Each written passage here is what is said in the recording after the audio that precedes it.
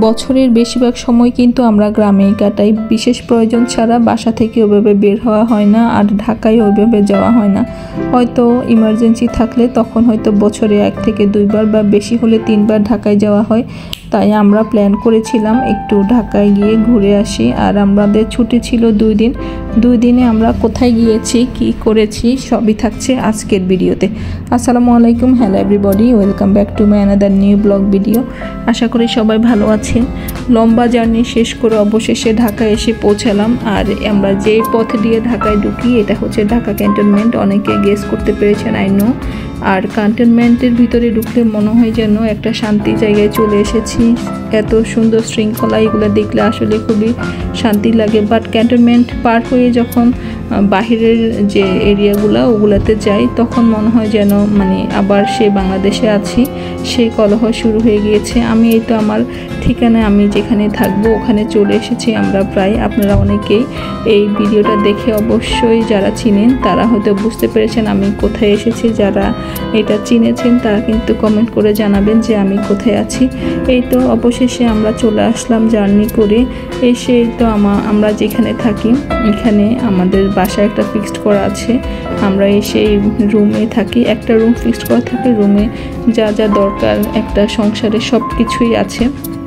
আমরা ঢাকায় আসলে এইখানের যে রুমটা আছে আমাদের জন্য ওইখানে উঠে তো এসে অনেক দিন পরে আসলাম। সব কিছু খুবই ভালো লাগছে, বিশেষ করে যেহেতু বৃষ্টি হয়েছে, ওয়েদারটা এত সুন্দর হয়ে আছে, ঠান্ডাও না বেশি গরমও না, ভালোই ছিল ওয়েদারটাই। তো সব কিছু আমি ঘুরে ঘুরে দেখছিলাম। আমার খুব পছন্দের জায়গা এটা। আসলে আমি অনেক সময় দিই এখানে, মনে হয় যেন এই এরিয়া থেকে বের হতে ইচ্ছে করে না। এই যে আমার পরিচিত কয়েকজন ভাই ভাবিরা ওখানে আড্ডা দিচ্ছিল, আমাকে ডাকছিল যে নিচে যাওয়ার জন্য। পরে মনে হলো যে একটু ফ্রেশ হয়ে তারপর নিচে যাব।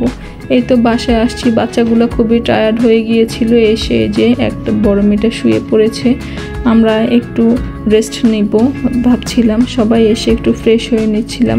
আমি এসেই কিন্তু আমার যে সুন্দর প্লেসটা যেখানে আমার বাচ্চারা যখন ঘুমিয়ে থাকে আমি আর আমার হাজব্যান্ড এখানে একটু পার্সোনাল টাইম স্পেন্ড করার ট্রাই করি। এই তো আমি বের হচ্ছিলাম। আমরা আসবো করে সব কিছু পরিষ্কার করে গুছিয়ে রেখেছে, রুমটা খুবই পরিপাটি করে রেখেছে। এই যে দেখেন, এই যে পুরো ভিউটা এত সুন্দর, খুবই শান্তি লাগে। আর বিশেষ করে যদি বৃষ্টির দিনে এখানে আসি এত সুন্দর লাগে। এটা ওপেন একটা বারান্দা, এখানে 2টা চেয়ারও আছে, ভিতরে রাখা আছে। আমরা যখন বসি তখন চেয়ার নিয়ে আসি আর কি। এই তো এরপর একটু ফ্রেশ হয়ে নিলাম, নিয়ে আমরা খাবার খাচ্ছিলাম। আজকের মেনুতে ছিল ভাত, মাংস, ডাল, একটু সবজি ছিল। এই তো রাতে ঘুমিয়ে যাওয়ার পর আমরা রেডি হয়ে আবার বের হচ্ছিলাম। যেহেতু আমাদের হাতে একদমই সময় কম ছিল তাই খুব তাড়াতাড়ি ঘুম থেকে উঠেই বের হয়ে যাচ্ছিলাম। বাচ্চাগুলোকে রেডি করে বের করে দিয়েছি।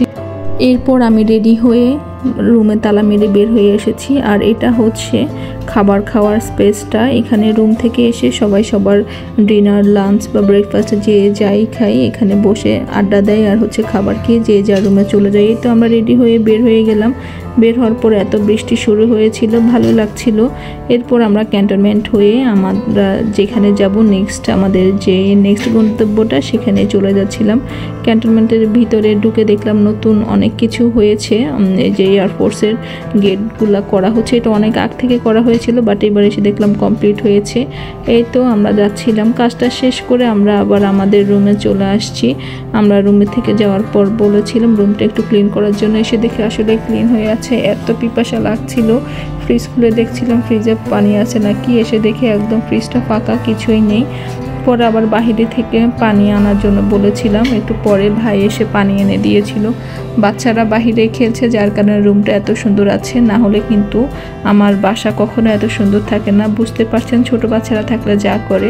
এই তো এরপর এসে আমরা লাঞ্চ করছিলাম। এখানে ডিম ছিল, পটল ভাজি, গরুর মাংস আর খিচুড়ি ছিল। যেহেতু বৃষ্টির দিন ছিল আমরা এই মেনুটা সিলেক্ট করে দিয়েছিলাম যে এই মেনুটা যেন আজকে রাখে। এই তো এরপর আমি সকালে যাওয়ার আগ দিয়ে কাপড় ধুয়ে দিয়ে গিয়েছিলাম বারান্দায়।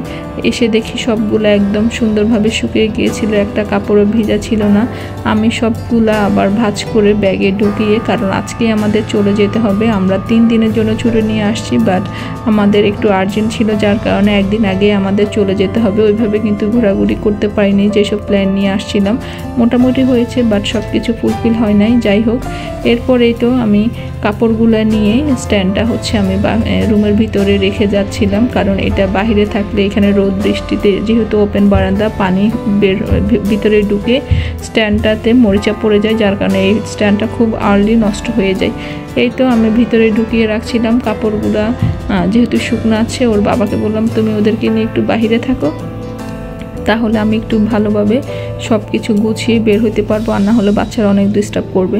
এই তো আমি সব কিছু রেডি করে আমরা আবার বের হয়ে গেলাম, চলে যাব। এই জন্য সব গুছিয়ে রেডি হয়ে আমরা বের হয়ে গেলাম আমাদের ঠিকানার উদ্দেশ্যে। এই তো আমাদের ছুটি শেষ, চলে যেতে হবে। যেহেতু ভাইকে বললাম একটু পুরো এরিয়াটা একটু ঘুরে দেখান, কারণ আমি যেখানে আছি আপনারা অনেকে বুঝতে পেরেছেন, এখানে খুবই ঠান্ডা পরিবেশ, কোনো সাউন্ড নাই, কোনো ডিস্টার্ব নাই, যে যার মতো আছে। ঢাকার ভিতরে এই অংশটুকু একটু শান্তির জায়গা, মনে হয় যেন এখানে সারা জীবন থাকি। খুবই শান্তির জায়গা একটা।